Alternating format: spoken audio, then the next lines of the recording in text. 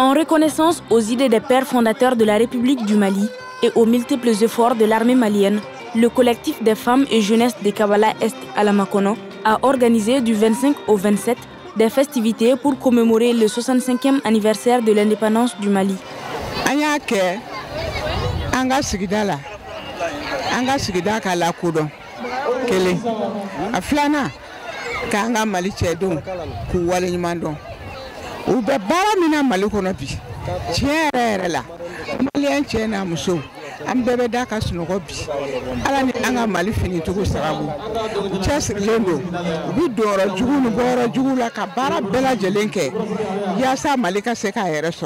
Lors de la cérémonie d'ouverture, la marraine de l'événement est revenue sur l'importance de l'accomplissement de ses devoirs citoyens qu'elle soutient à l'armée nationale.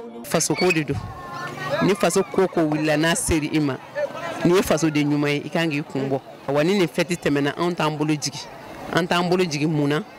jamana kuntigi anaka gouvernement o joleme jamana e joda mina muso yo o don uye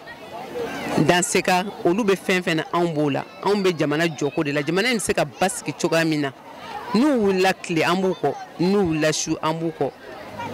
Plus qu'une célébration ordinaire, cet événement reflète la volonté du collectif des femmes et jeunesse de Kabala-Est à la Makono de soutenir l'État ainsi que son armée dans l'accomplissement de leur mission.